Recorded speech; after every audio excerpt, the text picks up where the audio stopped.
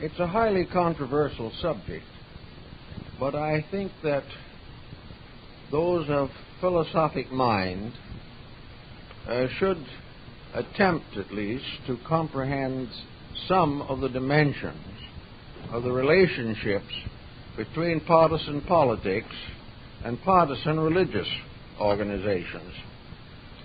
We are on the horns of a dilemma at this particular point because the power of religion was originally vested in a class or caste of highly skilled, highly informed persons.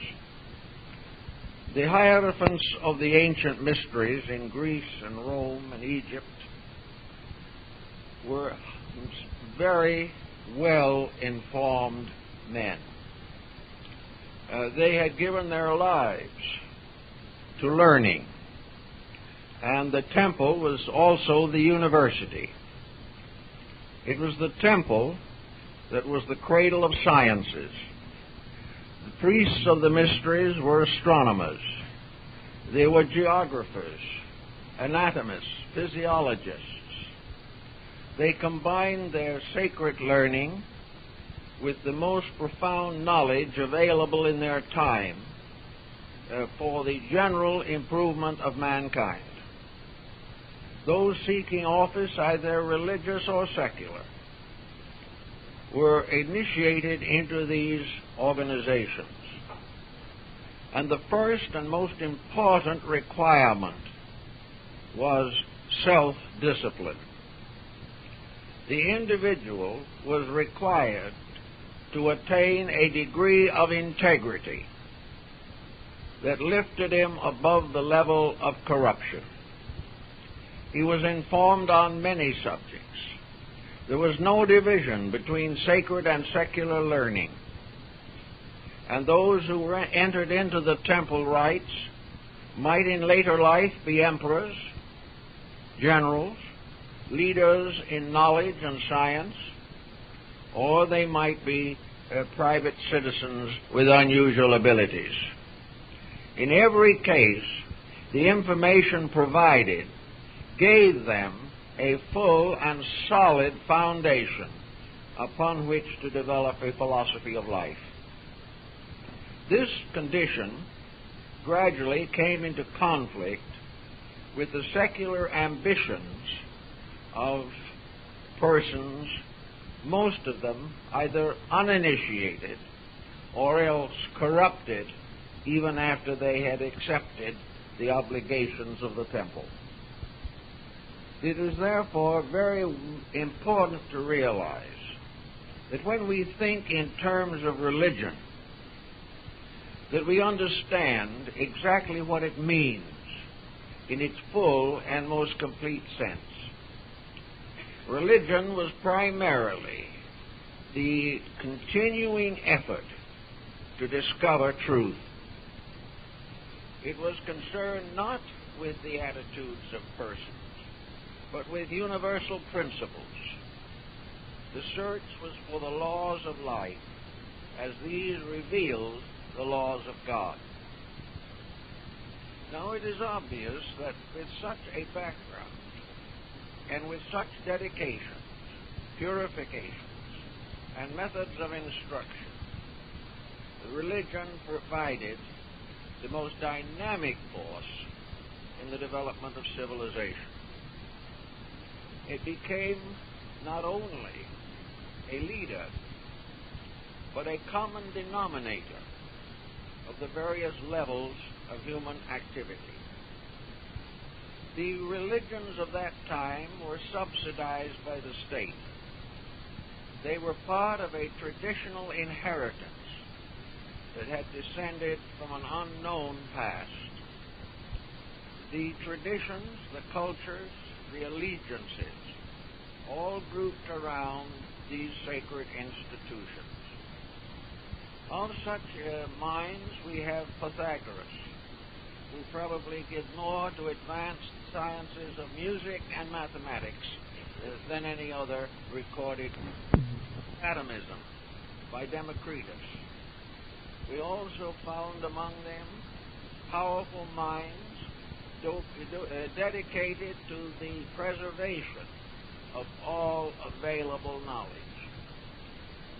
These initiated priests were fully aware of the grand scheme of things.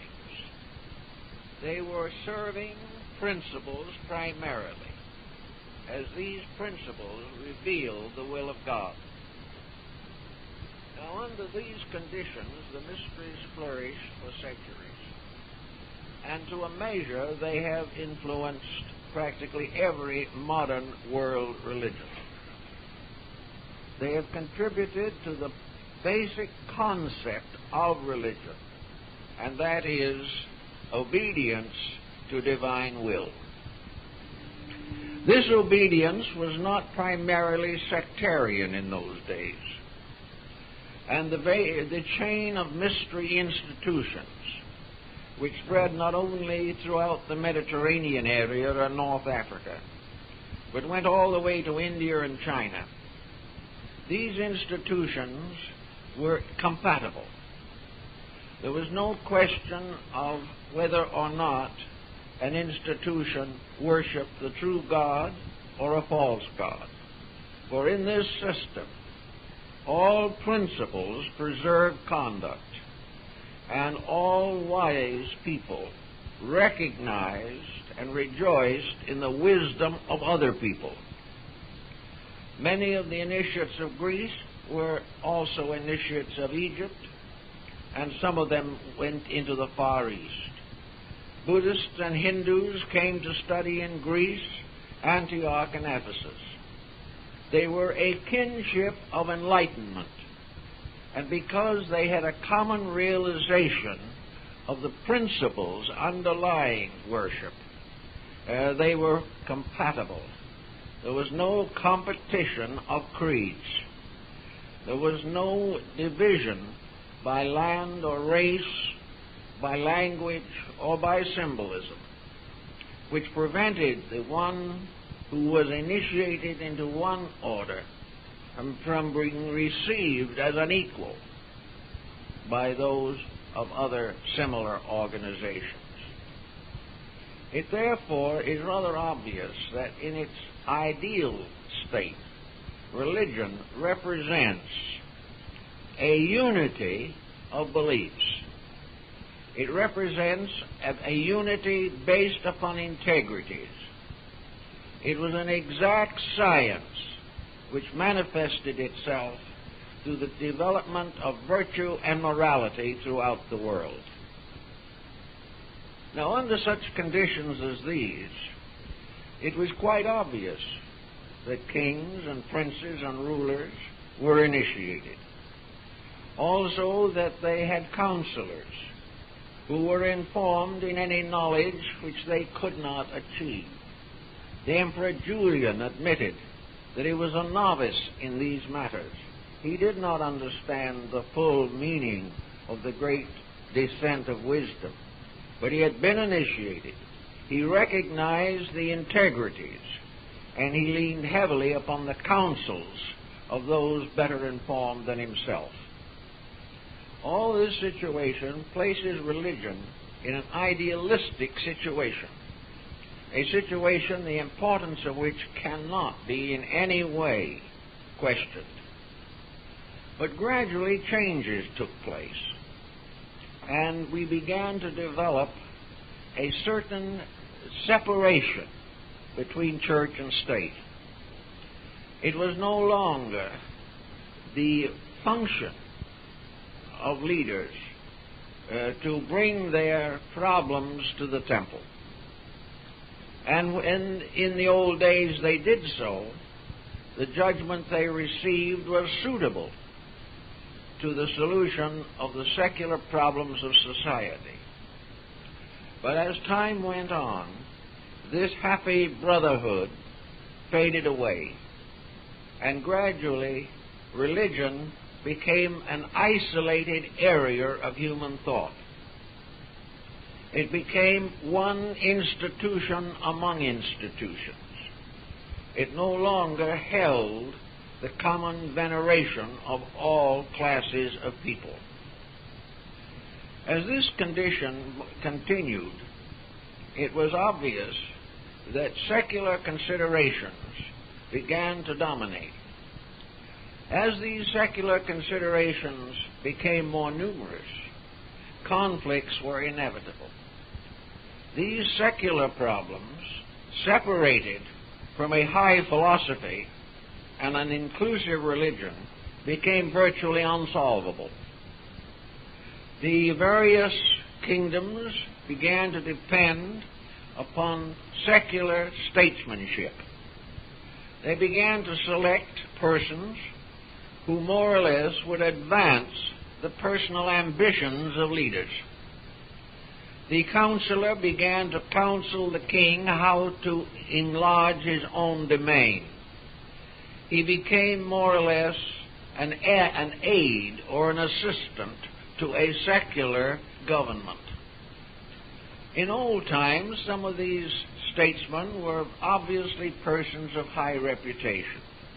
They did a very sincere job, but as a result of the continuing break between religion and secular affairs, they lost the control of the minds of the rulers. The rulers began to think their own thoughts. They began to plan their own programs, and it gradually dawned upon them that power, which was being more and more vested in individuals, that this power could be used advantageously to advance the concerns of princes. This type of separation has led gradually to a condition which is being brought strongly into focus by present world affairs. We have a very strong and depressing example in the present situation in Iran. Here we have a country that is coming more and more under a theological political structure. As a result of this, we find what we might term fundamentalism, the fundamentalism of the Muslim world, taking precedence over the well-being of the people and the advancement and progress of the country. We know beyond question that such a program cannot endure indefinitely. A small island of orthodoxy cannot continue to exist in a world which is no longer under the domination of such orthodox concepts. Now, there are many points in the Muslim religion which are highly desirable. In substance and essence, it is founded upon a combination of Judaism and Christianity. Muhammad would turn in his grave at the present situation, and yet gradually the rising power of the caliphate has resulted in the submergence of the concepts of Muhammad and the development of the high personal ambitions of political leadership. We therefore now find that the general condition of society is being damaged by what might be termed theological orthodoxy. Orthodoxy which is not based upon either the Bible nor the Koran, but is really opportunism, the ability of political leadership veiling itself under religious cloak, attempting to regain its authority in the development, scientific, industrial, economic, and cultural of a modern people. Now, the situation is an exaggerated one, and we believed and hoped that long ago this type of attitude had vanished from the earth, but it has not, and it continues to be a very serious matter. Now, what is essentially wrong with the interpretation that modern Iran has given to the teachings of Muhammad? it has allowed them to fall into the hands of individuals who were not actually religiously oriented. They had religious estate and dignity, but as persons they were not living it. They were rather engaged in a vengeance campaign against other people, as was indicated by the situation of the present hostages. This situation, politically, may be justified on several counts, but in terms of religion, it cannot be justified. It cannot be justified with the concept that two wrongs make a right. Nor can it be justified by the Sermon on the Mount, in which the individual is reminded that to forgive, to pardon, to have mercy, these are great religious virtues. Now, we also find in this particular situation the failure of Muslim leadership as a religion. It is not in a position to actually adjust its own doctrines to protect, lead, direct, enlighten, and clarify the situation of its policies. This situation is what has threatened the world on a number of occasions, and will continue to do so until religion itself clarifies its own position and accepts a dedication above all, might say, partisanism on any level. When the disciples began to hope that Jesus was going to finally take back the kingdom of Judea from Rome, the Master said very simply, "My kingdom is not of this world." The kingdom of religion is not of this world. The kingdom of religion is a kingdom of spiritual value. It is not a plaything of policy. It is not something that is to be adapted to the conveniences of selfishness or personal ambitions. The important thing for the last 100 years especially is that religion must restore its essential purpose and dignity. It must begin by doing that which it would demand secular institutions to accomplish, namely, achieve its own internal unity. There is very little difference between political parties and religious denominations. They are in conflict, they are in competition, they are seeking to dominate their various spheres of influence, and they have no actually common ground. There is a theoretical common ground. We know that the 10 Commandments exist in practically every religion of the world. We know that to do unto others as we would have others do unto us has been translated into the religious codes of over 50 different beliefs. These common grounds, however, are not practiced.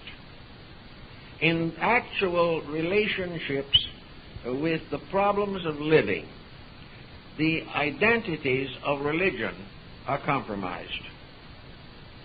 We are still in need of a religious cooperative, a league of nations in religion rather than a league of notions. To achieve this, religion must put its own house in order. It is not important or necessary that different religions should give up their beliefs and meet in some sectarian group or a group made up of sectarianisms. Its primary purpose is to restate itself on the essential reason for the existence of religion in the life of man. All religions should be on good terms with each other. They should respect and accept differences of theology as they accept differences of race or differences of color or difficulties of language. But there is no reason why religion should not be a unity, a common strength, indivisible, and have as its primary purpose the advancement of all constructive and useful knowledge, physical, moral, ethical, spiritual. This is the first task. This is the challenge. Until religion is able to put its own house in order, it is going to have great difficulty in attempting to govern or direct secular activities. Until religion itself is recognized for what it is, the will of God revealed through natural law to all mankind. This recognition then begins to make a change in the structure of our theology. Today, most religious leaders I assume to be sincere. I believe they are doing what they believe to be right for the good of man and the glory of God. But these different leaders have lacked the background experience which was part of the education of the temple mysteries of antiquity. The average religious leader is not a statesman. He is a theologian. He is not a scientist. In fact, he is often in conflict with science. He is not a highly trained philosopher who has found the depths within himself as the basis of an over-realization of responsibilities. He is actually a person tied into the structure of a belief and believes that the highest moral duty is to sustain that belief, to protect it, to serve it. Now, the beliefs themselves are not necessarily wrong.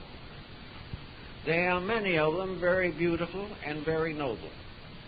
And that religion is making a contribution to common good cannot be and should not be denied.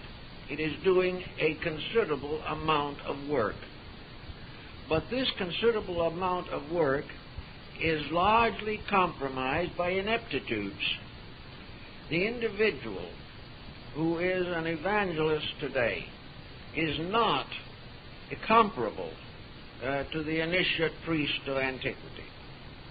He is not a person who is able to see and appreciate truth outside of his own denomination. He is not able to work for a strong reconciliation between beliefs. His idea of reconciliation is that all others should join his belief. This situation is not very helpful in terms of modern policy.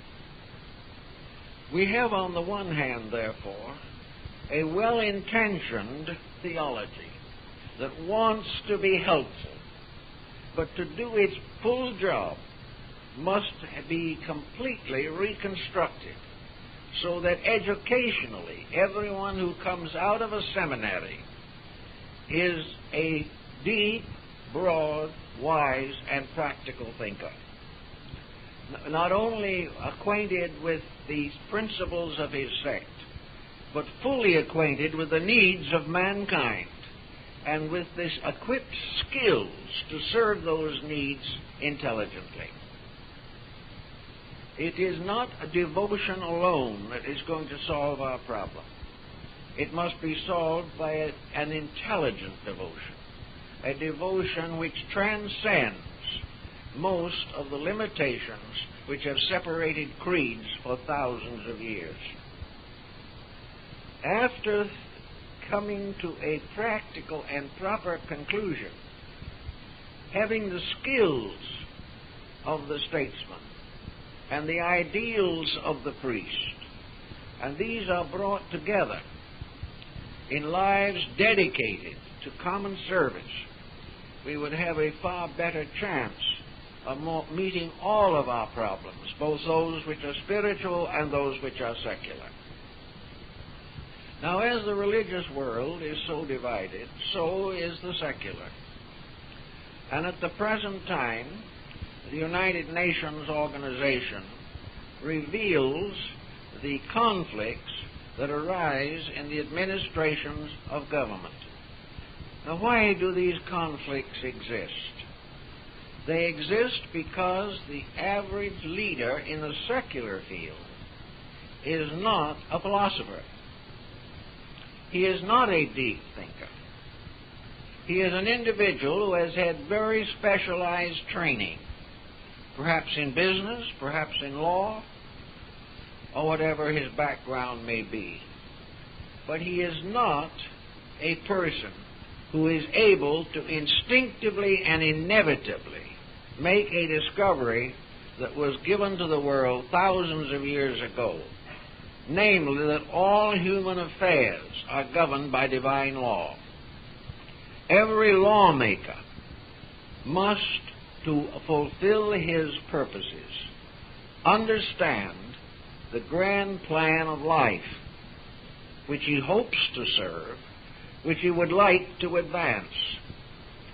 He must therefore be a person in whose nature are solutions, solutions based upon a comprehensive understanding of the condition of the human being.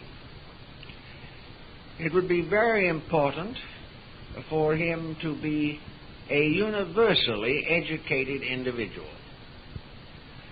And if this is lacking, then whatever specialization he may have given his career to in order to advance his own purposes, this specialization should be under a direct concept of integrities.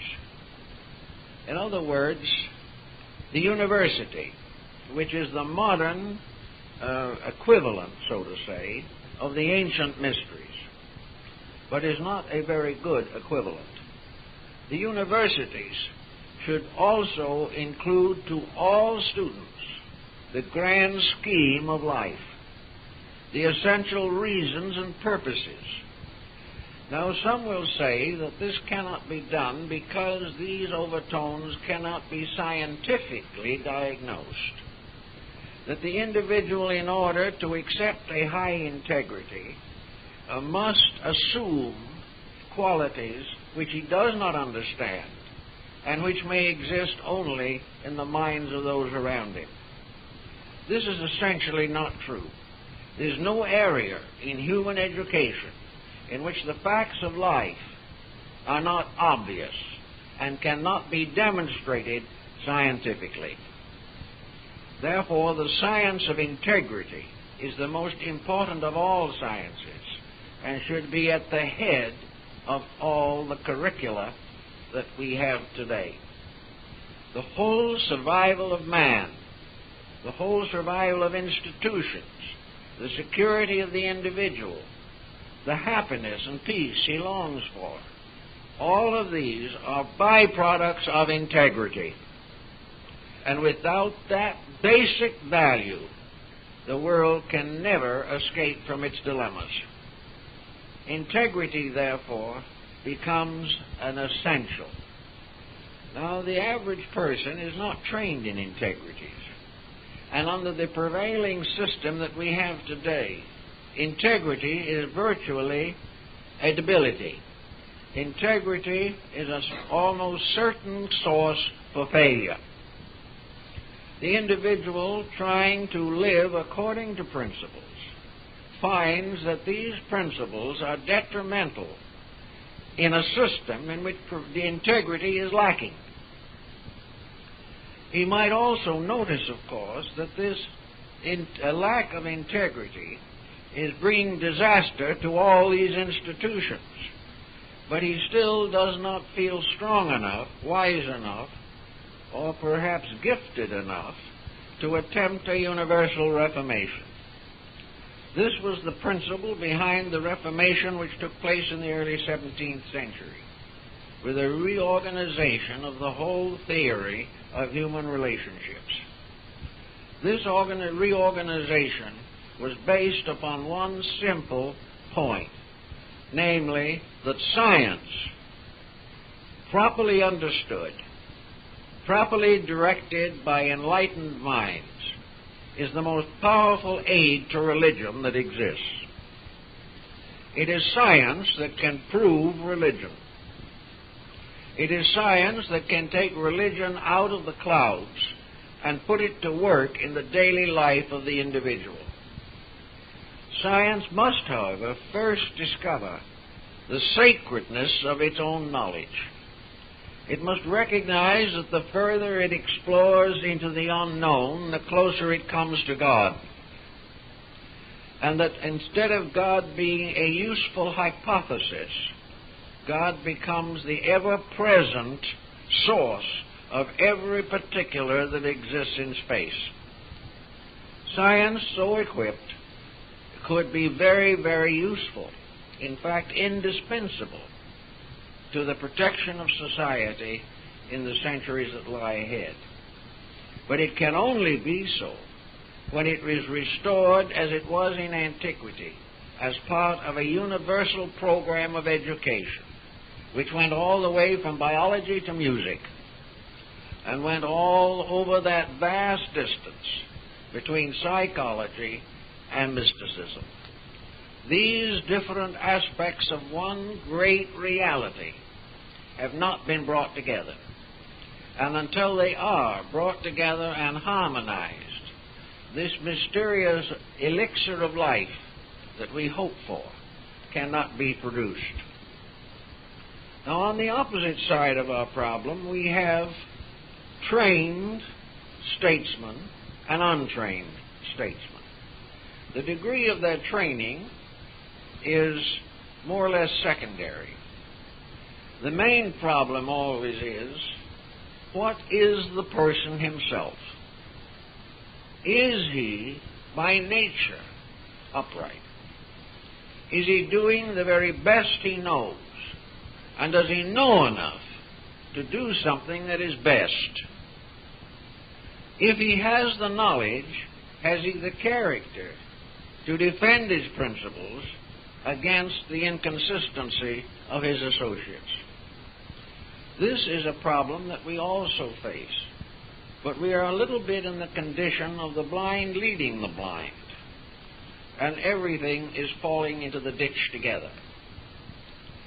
To meet this type of problem, many very thoughtful persons feel deeply involved, and many individuals who will never have a word to say in the government of things have ideas that would be intensely useful if they could be brought to the attention of the right persons.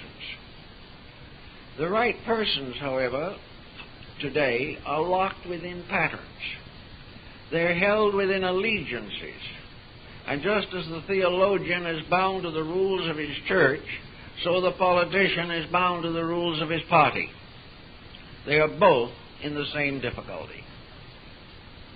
And until one or other solves the difficulty, progress cannot be guaranteed.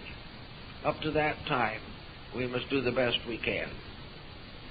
On the grounds of the remark or words of Jesus, that his kingdom is not of this world, then where is this kingdom? Where are we going to find it? If it is not in society, if it is not in operation anywhere in the current world of events, where shall we look for it? The kingdom of Jesus, the heavenly world, is a spiritual phenomenon. This is part of the spirit of man. It is part of the soul of man. And the great throne of spiritual integrities is within man himself. It is no longer possible to deny the individual the right to grow. But it is not inevitable that this right will be challenged. And even if it is challenged, it is not certain that the individual will accept the challenge. Because of the inconveniences of integrity, many persons are allowing their own lives to run contrary to a constructive destiny. Actually, we have in the world today somewhat over 3 billion human beings who are essentially committed to religion. The religions are different, but they are all always the same in one circumstance, that they are the guides to the inner life of persons. They are the rock which we depend upon in emergencies. When worldly conditions fail, the individual has no source of strength but his own inner life. And this inner life supports him by revealing to him the integrities by which survival is possible. So we have a kind of institution composed of 2/3 of the population of the earth. And this institution has always had the same essential teaching. It has always emphasized personal value. It has emphasized morality and ethics. It has taught us most of the useful rules of life, which we have continuously discounted or ignored. These rules tell us that the only end to conflict is the realization of the fatherhood of God and the brotherhood of man. Now, the fatherhood of God does not seem to give us too much trouble, but the brotherhood of man is really in frightful condition. It has been broken up until our brothers are only those who agree with us. Our brothers are those who contribute to our personal success in one way or another. Our brothers are those whom we can depend upon when our needs are great. But we are not at all sure that our brother is not going to charge us 18% interest when we need something from him. Consequently, while we live in a world which is filled with churches, mosques, synagogues, pagodas, dagobas, we are living in a secular world. A world in which spiritual values no longer lead the collective conduct of society. Under such emergencies, we all realize that we are also temporary citizens of this earth. This small globe we call the world is really merely a guest house along the great caravansary of cosmic motion. We are here for a time. We are citizens of the nations to which we belong for a few years, perhaps to be stretched to a century by scientific skills, but we are always citizens of eternity. The divine world which reaches out beyond the furthest star, the divine laws which govern the motions of galaxies, these are the fundamentals. And when we leave this mortal sphere, we are again part of the vast project of existence. We are to go on to unfold those values which are indispensable to universal citizenship. It would be very convenient, helpful, and inspiring if this universal citizenship could at least in its beginning bind the parts of our earth together. If we are citizens of the universe, we are also citizens of the smaller world, which is our temporary habitation. And it is very much in order to begin the simple but direct process of binding up the wounds which are the cause of the present tragedies. We have been short-sighted, self-centered, and overly ambitious. And not one of these is a spiritual grace. We have overlooked entirely the fundamental realities of life. Yet we see these realities around us every day. We live not in a man-made world, but in a universal pattern. And we have tried to obscure that pattern by our own audacity. We have tried to assume that we were lords of all we survey, and that it was our destiny to create a system to our own pleasure. We are already finding it very unpleasing.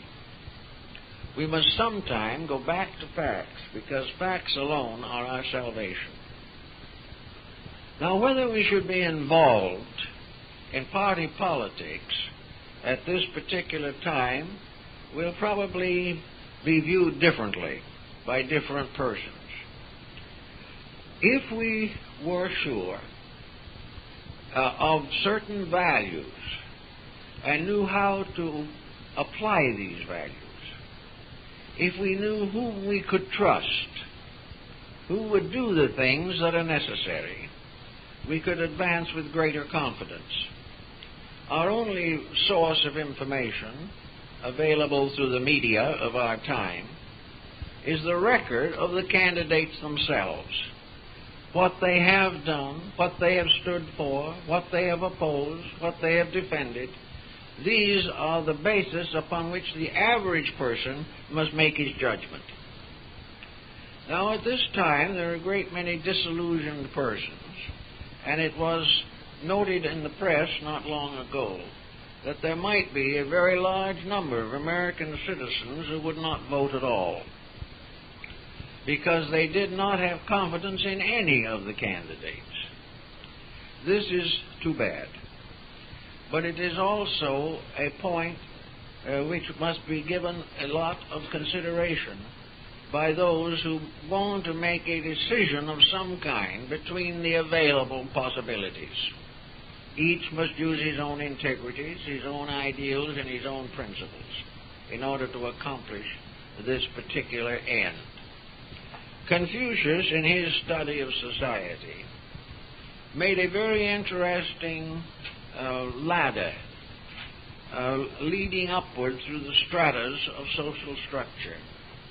The foot of this ladder was founded upon the foundation of the home, the most immediate and valuable unit in society. The little democracy or autocracy, according to how it is managed, is the home, which is gradually becoming more or less a ground of activism. The home is the first problem that the individual must solve. According to Confucius, when the home is a proven success, it may be assumed that the members of it have intelligence enough to go higher in their thinking. If the home can be protected, if it can be preserved against the pressures of a decadent system, we have a unit, the first world that we can rule, the first institution, the primary unit of society. This is the fabric upon which all the rest is built. This is the atom which combines to complete the social structure. So if we have principles, if we have integrities, if we have ideals, dreams, and visions, the home is the laboratory for their application. Here we have a right to see, to observe, to study, to reflect, and to discover those principles and convictions which are most likely to preserve not only the outer form of the home, but its inner structure, which is the home itself. It is the inner structure that is the real family. Now, we have also a family of nations, but in all practical purposes, the family of nations is an aggregate of homes. So here we have the beginning of a kingdom that is not of this world. Here, spiritual value can come into its own. But it can only do so if those making up the home have the vision necessary to maintain and unfold the potentials of the family life. It would seem, therefore, that as most people are planning or have planned at some time to establish a home, that the principle of home establishment should be a primary factor in education. Now we have home economics, in which we teach people to cook and sew and mend and repair and restore their appliances. We have various counselings on what might make the home a little better. We have various points of view as to how the family can be strengthened or a weak family can be restored. But nowhere in this training up to the present time do we have the realization that education for the home requires a knowledge of practically every art and science of mankind. It cannot be solved on the simple grounds of how to pay for the house. It cannot be solved on the problems of trying to prevent children from being delinquents. The foundation is much deeper. And the foundation of the home is honesty. It is integrity. It is self-sacrifice. It is dedication. It is investment in the future at the expense of the pleasures of the moment. Until these principles are assured, the home will not survive adequately. And until an expansion of these principles is applied to society in general, the affairs of nations will languish. Above the home, according to Confucius, the next unit to be considered is the community. Now, in China in his days, communities were not very large. The living built little villages among the mounds of the dead, and the graveyards were also used to cultivate rice. In those days, the family situation was comparatively simple in its relationship to the community. The community had made a very definite discovery, namely that it had to work together or not survive. It came to the belief that a community has to be held together by a moral binder. And this binder was common integrities, common willingness to sacrifice, mutual helpfulness, and the defense of the community against the aggressions of outsiders. This was also the burden of tribal life among the American Indians. The tribe was the next unit above the family. And the problem of the tribe was solved in only one way. The members had to work together. Out of this, Buddha brought his concept of world communalism, in which the world was recognized as one great community, a community which could not be divided without tragedy, a community in which the rights of each person were protected by all other members of the community. We are beginning to develop a new communalism in this country. Small towns are taking on the problems of their own survival. More and more, the individual is recognizing his contribution to the betterment of the environment in which he lives. He is beginning to protect his environment, protect his natural resources, conserve his energies, and work together with other equally concerned persons in the preservation of his securities. Above this, Confucius then listed the state as being the aggregate of the communities. They were all cells in the body of the state. The state was a unit also, and as long as the state was a unit, it worked with the parts of itself successfully. But when the state became a super body over the affairs of the community, there was trouble. The same difficulty arose in theology, because if the divine power at the source of life was an autocrat, and the individual was hopelessly under bondage to principles or processes that he did not understand, there was a danger of revolution.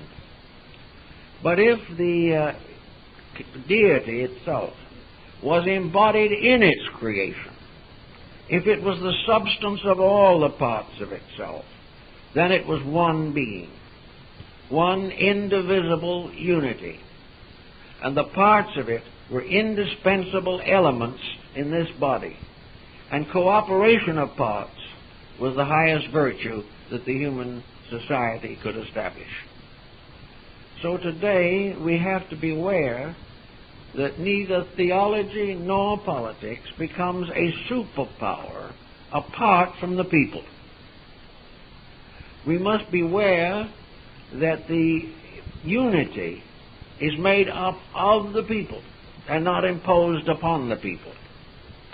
That this unity is an experience of the citizen and not a legistic situation in which he is forced into line by penalty or promise. Actually, then, the whole structure, moving upward from the lowest to the highest, is based upon the recognition that one life flows through all things, and that any misuse of that life is to the detriment of all things, not merely to the detriment of the individual himself. Selfishness is a sin against life and truth. Yet it is very common, it is largely approved, it is considered to be almost indispensable. If then we are to equate the place of the person in the political structure, we have to point out that he has primarily a duty to truth. So far as it is possible for him to know what is right, he must do what he knows.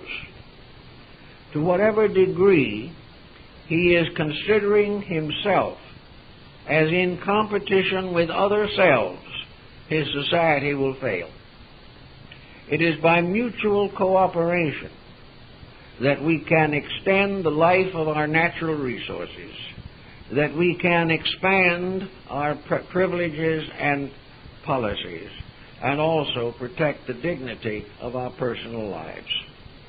Unless this is fully realized, we are never going to find a solution. The solution of our problems will never be discovered in a smoke room council hall. It will be discovered, these principles will be discovered in space. They will be discovered in the universe itself. They will be the man's recognition of the plan, not only for his good, but the plan by which he was created, and by which he must be protected and preserved if he is to survive. In doubt and in lack of certainty and not knowing what direction to turn, the individual must realize that his own information is inadequate. He has been very busy building a career. He has learned all that he could about something in order to make a living. In this he shares in common the problem of the theologian and the politician. He is a specialist, and his specializations have largely come to be dominated by materialistic situations. His specialization in the advancement of science or the advancement of the arts, all this specialization leaves him on the horns of a dilemma when he attempts to interpret political problems. He is simply not equipped. And he must depend upon the same opinionism in this field with which he is afflicted in his own private affairs. He is working from an opinion and not from a fact. He is working from hearsay, from the pressure of publicity, from propaganda, from the opinions of the media. He is not working from a ground of solid principles within himself. Now, it may be impossible for the average person to attempt a re-education of his entire background. He cannot be assumed in middle life to begin a complete or understanding, estimation, or research into the social problems. Even if he attempted this, he could select only one or two of them, and he might become proficient in one area of ignorance, but many other areas would be unconditioned. This being inevitably the truth, nature itself has given us the answer, and it is written in the Declaration of Independence, and that is our peculiar relationship to nature and nature's God. That most of all, our directives come from one unified source, and that unified source is natural law. We do not have to study all of the different problems in detail. We know that certain basic laws operate, and that one of the most important of these laws is cause and effect. What we cause will come to us. What we do will inevitably have reactions. And the only safety we have is to do that, the reaction of which is beneficial. Now, this does not take a vast amount of training, but simply a little quiet observation. If we look around us, we will find that the law of cause and effect always operates. It operates in the universe, it operates in human affairs, it operates in individual living. This law tells us simply that if we want to have security, we must cause it. We must create it by our own conduct. When many people may say that we don't live long enough to make all of the adjustments that are necessary, that may well be true. But fortunately, nature has provided this emergency with a proper solution. If we do not live long enough to attain what we know to be necessary, we will be given additional time to accomplish this. We will live in this environment or under the conditions of this environment for whatever time is necessary for us to learn the truth. And the correlative law of rebirth steps in at this point, assuring us that if we start to grow, we will gain that which is necessary.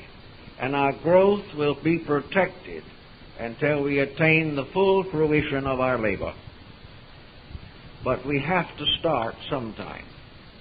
And we have to start perhaps with a very simple concept, and that is this concept of universal justice as universal benevolence.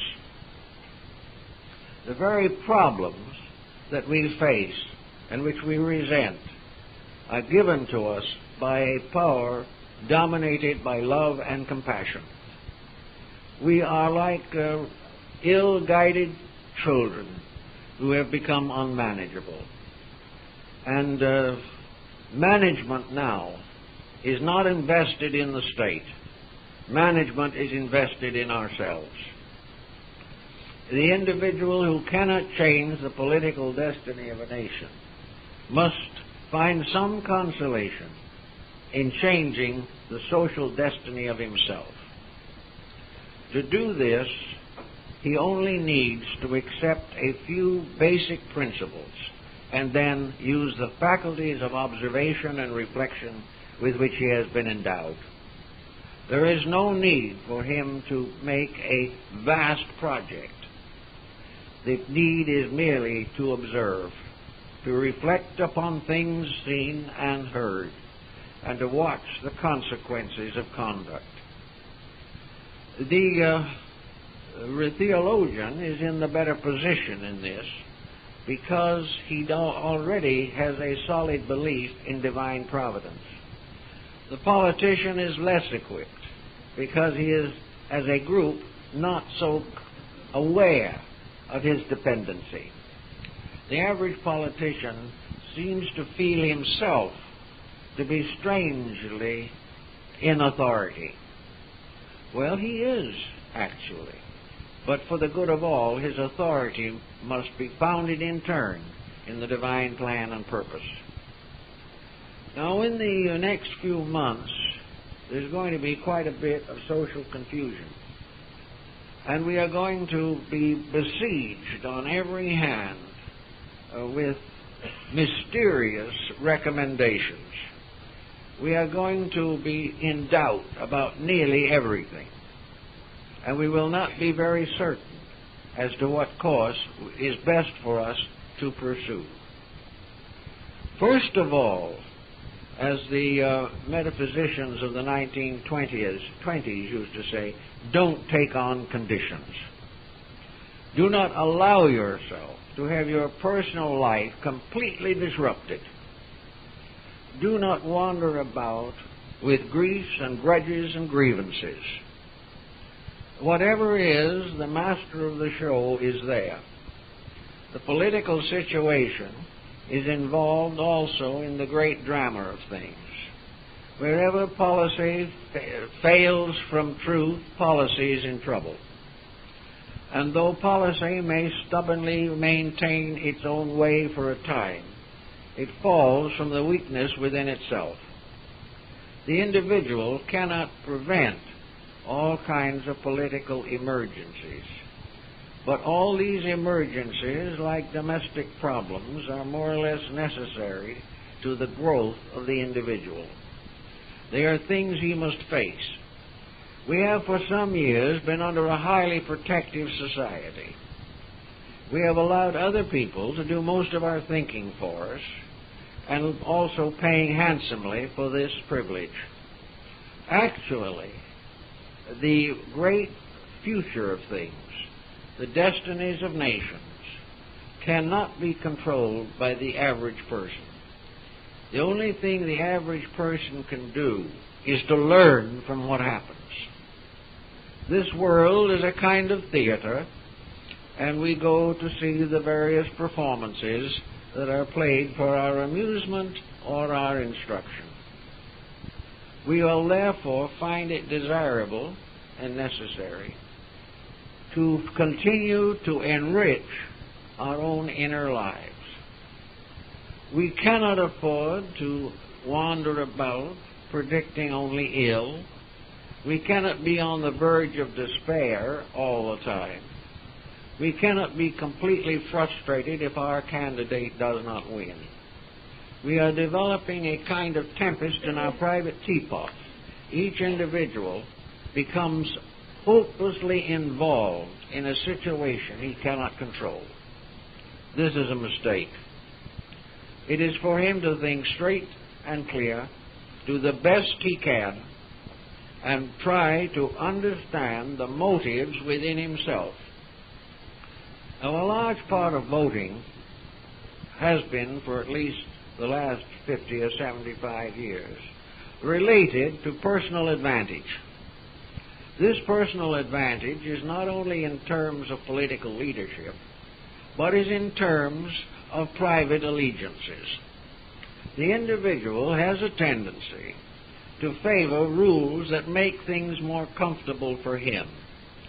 If they gain him some small immediate gain, he quietly overlooks the ultimate loss. In other words, he votes selfishly. And each thoughtful person in this coming time should try not to give his allegiance to that which makes life more pleasant for him alone at the expense of someone else. He should not try to favor words or thoughts or declarations which he can interpret as relieving himself of responsibilities. Fraternalism in government is not a success. It has already seriously undermined the resourcefulness of the average person. We have become more and more dependent upon the good life. Therefore, we are very apt to vote for that which promises to protect and perpetuate the good life. But a thoughtful person will say, can such a promise be kept? And he may decide that it cannot be. If a good life means the continuous impoverishment of natural resources and the continuing corruption of society, it is not a good life. And if it does not collapse in our time, it will fall upon our descendants. Therefore, the first thing that the private citizen can do is to quietly decide in his own mind what promises and what claims actually are the best for all citizens. Not to favor a class, a clique, or a corporation, but what is the best for the world? What is the best for our leadership in international affairs? What is the principle by which the greatest good to the greatest number is going to be attained? When we decide in ourselves, upon our own limited resources, that which we believe to be an unselfish, impersonal consideration, that is probably the direction which our vote should go. Because it means that we have been honest, and regardless of outcome, if we have been misrepresented, regardless of what happens, conscience within ourselves is our defender. We have done what we sincerely, unselfishly believe to be right. Now, everyone has the privilege of doing this. He has the privilege of thinking through in his own way all these different values to discover, if possible, the noblest aspiration of his own nature. He has an opportunity to prove himself to be stronger than his ambitions. He might be able to prove that his character will survive the reduction of his standard of living. He must gradually disentangle himself from the complex of wealth which now dominates so many, on the obvious ground that it is dwindling.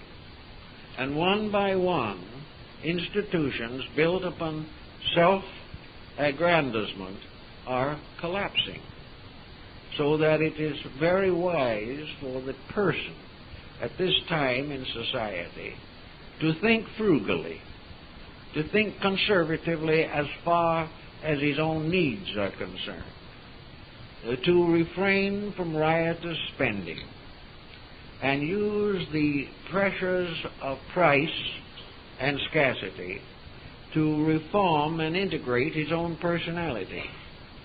He may find that he cannot afford certain luxuries, or to afford them must create debt. And when he looks at the budget pattern in the United States, he realizes what is meant by a national debt.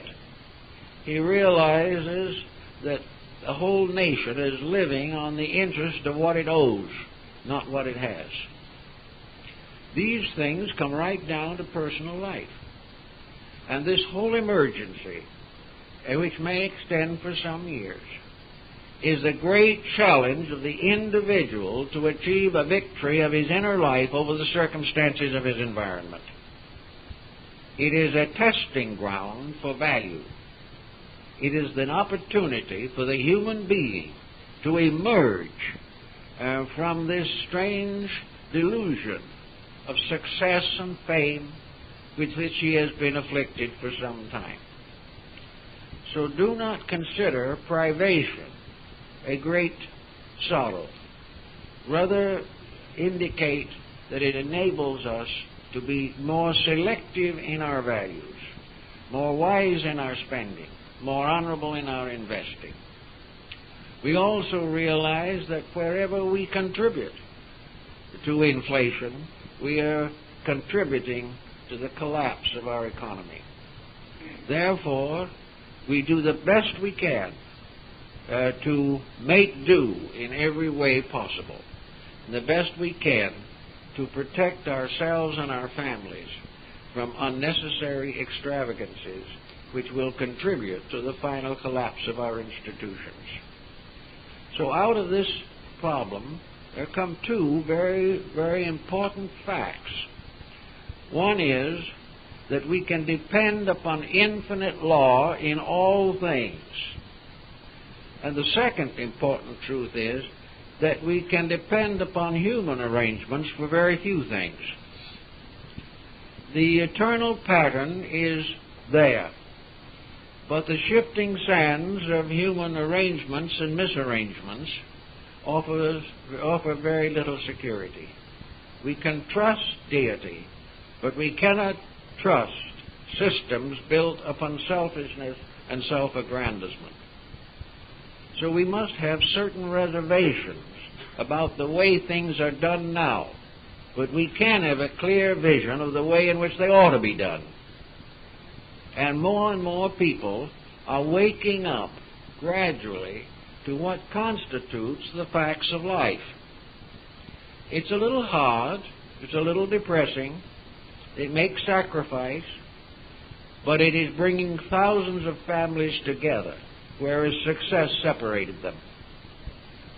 It is bringing nations gradually into a recognition of common needs, and will, in the course of time, shake down the various power cliques with which we are afflicted. So in this time from now to the end of the year, where we're going to have all kinds of excitement, the individual should calmly and quietly watch, listen, and think. Learn to use the faculties with which he has been endowed, not to gratify his appetites, but to direct his conduct. Learning to do those things which make him less guilty of cooperating with fallacies. It is very important that each person will recognize that the needs of the moment require a high degree of personal self-discipline. In this emergency also, religion re-emerges. Religion begins to affirm itself. All over the world, religion is increasing. Religious peoples are becoming more and more aware that it is only in the eternal principles that security can be hoped for. Now, as religion increases, a very great decision must arise in religion also. It must remember the words of its teacher, "My kingdom is not of this world." Religion must not take the opportunity offered by human insecurity to exploit the human family. It must not attempt to gain economic profit from the misery of people. It should be there with high principles. It should be there with dedication. It should remember its service and not its status. Religion, given this great opportunity, must not abuse it. For if it abuses it, it will be no different from politicians. If politics abuse us on the one side and religion on the other, we are in a bad way. But perhaps not as bad a way as we might think. Because with the failure of the institutionalized structure of theology, all the collapses of the institutionalized structure of policies, the individual stands with his own values as his ever-present help in time of trouble. All of these things will come home to the individual. When man thinks, both the church and the state will be honest. Until man thinks, this greatly desired condition cannot come to us. So we are looking, hopefully, that man's spiritual hunger at this time will bring religions together and help them to recognize their proper spheres of service. that in time of trouble, inspiration arising from spiritual conviction will protect the individual against the disillusionments of his time. Without religion of some kind, it is almost impossible to prevent psychoses from coming into life. Psychological debilities are due to the weaknesses of our inner spiritual convictions. Therefore, we must strengthen them. We must also support adequately the various institutions we trust. But we must demand of them the integrities which we are beginning to experience within ourselves. The day may yet come when the individual will be more virtuous than his theology. This might be a very desirable thing, because it immediately will result in an elevation of the entire field of religious thought. Man seeking religion must also be aware that the thing that he is gaining is not intended to be the source of worldly gain. He is not to use religion to advance his materialistic attitudes. He is not to use religion as a means of accumulating wealth or influencing and over-influencing those around him.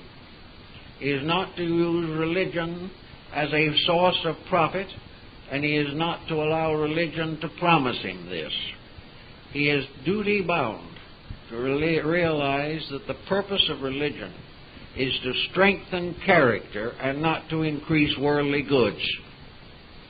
This is becoming also a problem, and we are now hearing considerable about it.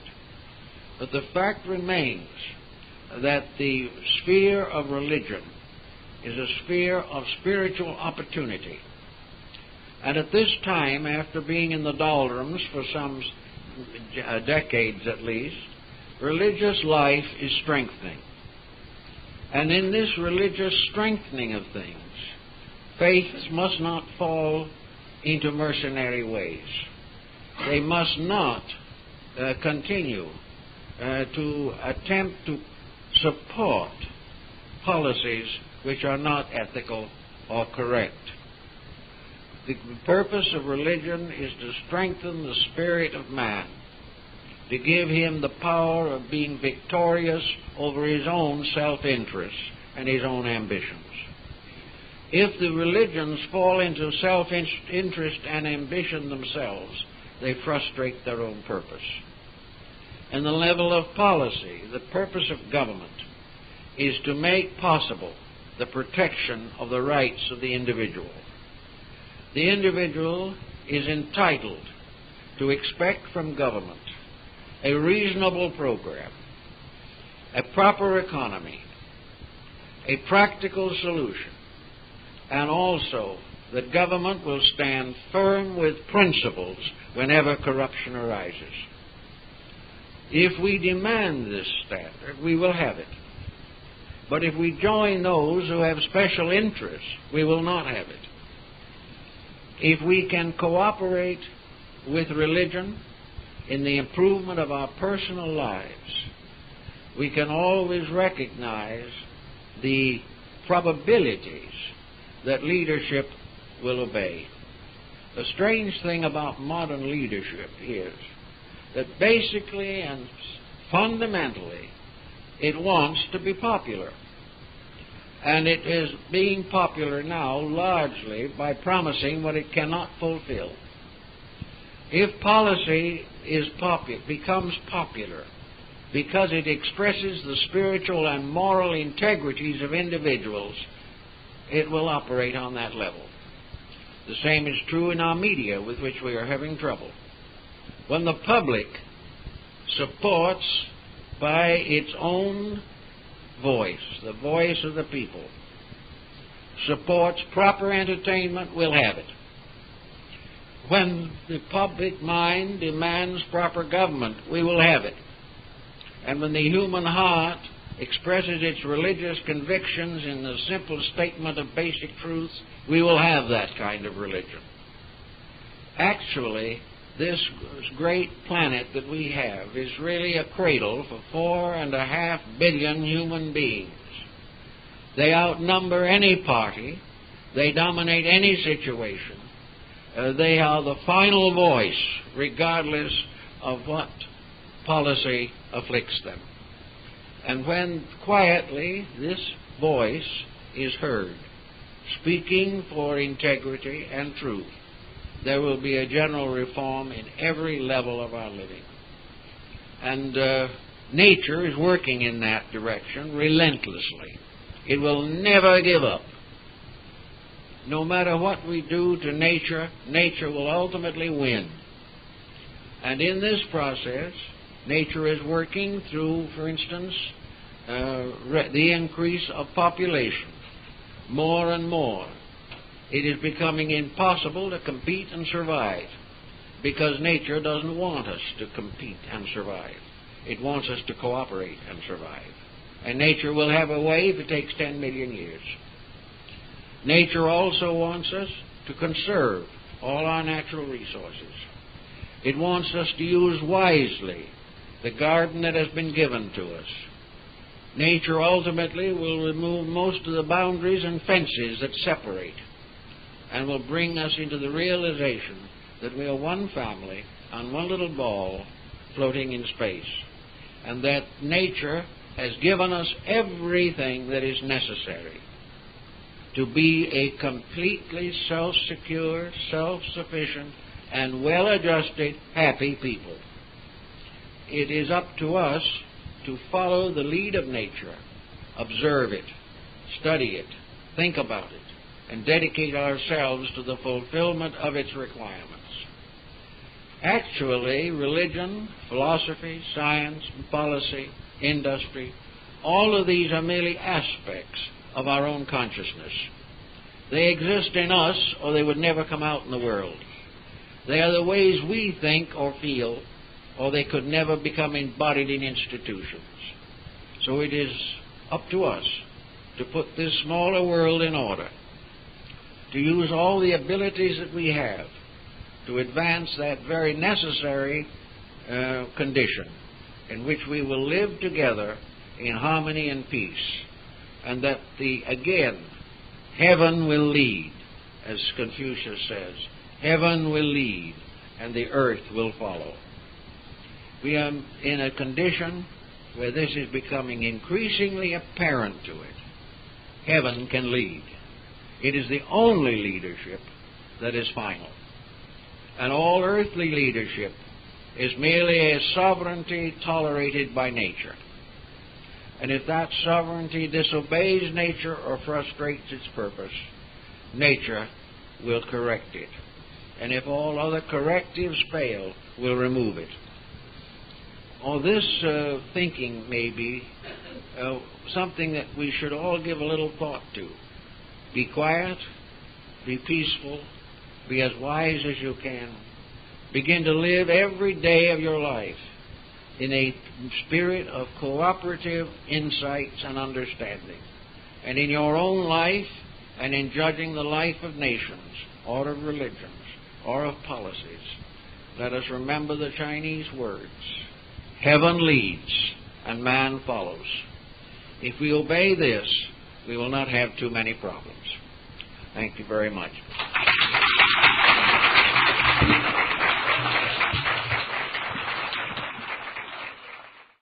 Above the level of corruption. He was informed on many subjects. There was no division between sacred and secular learning. And those who entered into the temple rites might in later life be emperors, generals, leaders in knowledge and science, or they might be private citizens with unusual abilities. In every case, the information provided gave them a full and solid foundation upon which to develop a philosophy of life. This condition gradually came into conflict with the secular ambitions of persons, most of them either uninitiated or else corrupted even after they had accepted the obligations of the temple. It is therefore very important to realize that when we think in terms of religion, that we understand exactly what it means in its full and most complete sense. Religion was primarily the continuing effort to discover truth. It was concerned not with the attitudes of persons, but with universal principles. The search was for the laws of life, as these revealed the laws of God. Now, it is obvious that with such a background, and with such dedications, purifications, and methods of instruction, the religion provided the most dynamic force in the development of civilization. It became not only a leader, but a common denominator. But he had been initiated. He recognized the integrities, and he leaned heavily upon the counsels of those better informed than himself. All this situation places religion in an idealistic situation, a situation the importance of which cannot be in any way questioned. But gradually changes took place, and we began to develop a certain separation between church and state. It was no longer the function of leaders to bring their problems to the temple. And when in the old days they did so, the judgment they received was suitable to the solution of the secular problems of society. But as time went on, this happy brotherhood faded away, and gradually religion became an isolated area of human thought. It became one institution among institutions.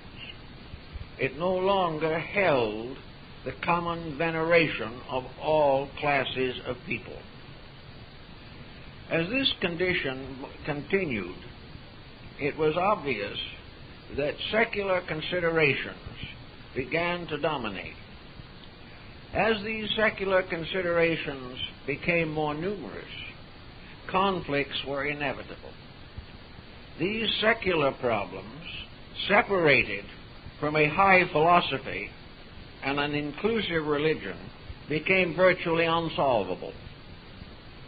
The various kingdoms began to depend upon secular statesmanship. They began to select persons who more true God or a false God. For in this system, all principles preserve conduct, and all wise people recognized and rejoiced in the wisdom of other people. Many of the initiates of Greece were also initiates of Egypt, and some of them went into the Far East. Buddhists and Hindus came to study in Greece, Antioch, and Ephesus. They were a kinship of enlightenment, and because they had a common realization of the principles underlying worship, they were compatible. There was no competition of creeds.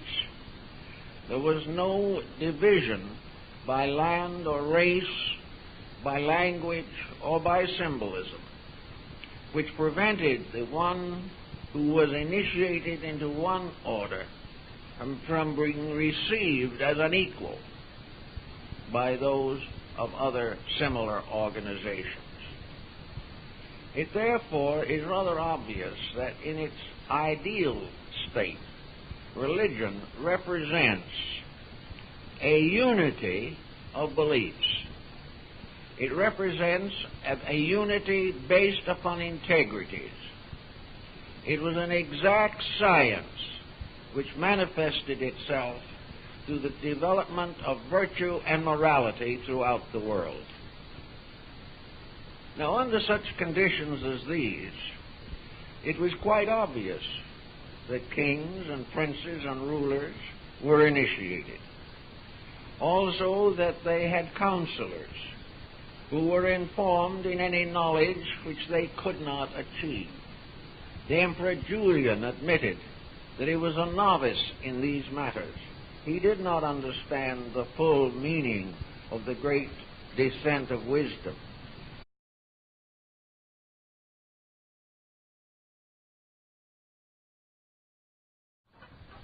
It's a highly controversial subject, but I think that those of philosophic mind should attempt at least to comprehend some of the dimensions of the relationships between partisan politics and partisan religious organizations. We are on the horns of a dilemma at this particular point, because the power of religion was originally vested in a class or caste of highly skilled, highly informed persons.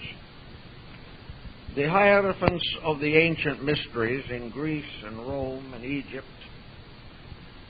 were very well-informed men. They had given their lives to learning, and the temple was also the university. It was the temple that was the cradle of sciences. The priests of the mysteries were astronomers. They were geographers, anatomists, physiologists. They combined their sacred learning with the most profound knowledge available in their time for the general improvement of mankind. Those seeking office, either religious or secular, were initiated into these organizations. And the first and most important requirement was self-discipline. The individual was required to attain a degree of integrity that lifted him above nature, of the various levels of human activity. The religions of that time were subsidized by the state. They were part of a traditional inheritance that had descended from an unknown past. The traditions, the cultures, the allegiances, all grouped around these sacred institutions. Of such minds we have Pythagoras, who probably give more to advanced sciences of music and mathematics than any other recorded. Atomism by Democritus. We also found among them powerful minds dedicated to the preservation of all available knowledge. These initiated priests were fully aware of the grand scheme of things. They were serving principles primarily, as these principles reveal the will of God. Now, under these conditions, the mysteries flourished for centuries, and to a measure they have influenced practically every modern world religion.